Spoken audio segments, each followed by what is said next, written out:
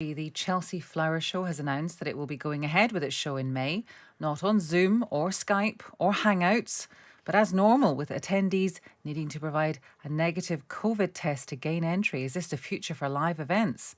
I think I'm going to sign up just to get out the house. Liz Taylor is a hospitality consultant and runs an events management consultant. Hi, Liz. Hi, good morning. Are you surprised that the Chelsea Flower Show, they say that it's going to happen? No, I'm not actually, because it's outdoors, and I think that's probably the big thing for them. And I'm delighted that it's going to happen. I think that when events start, we need events to start happening again. And I think everyone having a test is an excellent idea. The vaccines are out, so no, I'm not surprised. I think the outdoor location is the big plus for them.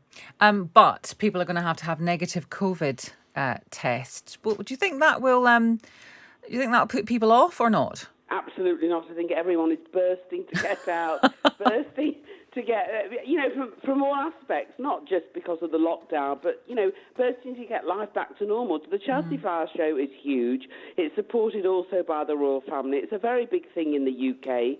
I think it's hugely exciting. I think it'll have an amazing turnout, and rightly so. And hopefully it will be the first thing that brings some normality, back into the events industry, which has been totally decimated. It's catastrophic. Yeah, I know it's nothing like the Cheltenham situation, because yes, most of that was outdoors, but everyone was at that point was, this was pre-lockdown and everyone was close together, and that became a kind of super spreader event.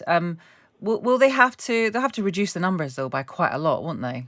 Listen, it's very easy for us to assume, but if I was organising as an event organiser, the beauty of it is that you can work out the ways for everybody to walk round the show. It's not going to be a free fall as it usually is. I would imagine that they will have dedicated routes that you have to follow. You'll have to follow people so many feet apart.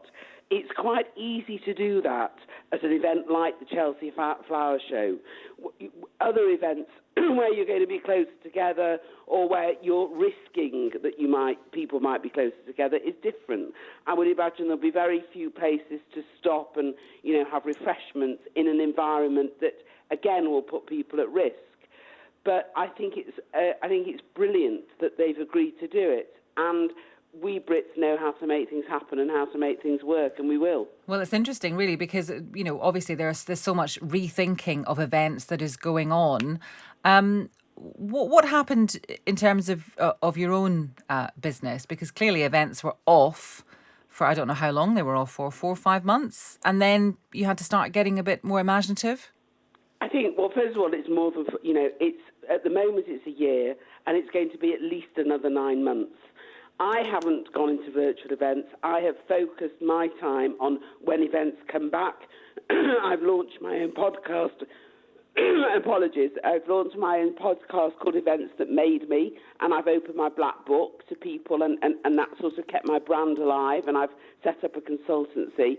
So events will come back. It's just how many of us are going to be there when they do. Because for all of us, there's been no income whatsoever. And some of these events companies turn over significant money, with big teams of staff who are all, they're on furlough, but with no assurity that they're going to have a job. It is really catastrophic. And that extends into hospitality, where you've got restaurants, you've got bars, you've got hotels. We all work together under the umbrella of the events industry. And it's the fighting of the fittest. No one's got a crystal ball. But, in my cup, which is half full, my view is that come December into 2022, the events industry could have one of the best years ever. Goodness me. Well, we'll leave it on that very optimistic note. Liz, thank you very much. Liz Taylor, hospitality consultant who runs an events management consultant.